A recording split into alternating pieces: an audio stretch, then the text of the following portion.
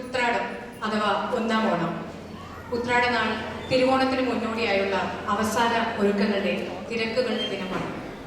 ഉത്രാടനാളിൽ ഓണത്തെ വരവേൽക്കുന്ന പ്രശസ്തമായ അതിമനോഹരമായ ഒരു ലളിതഗാനമാണ് അടുത്തത്.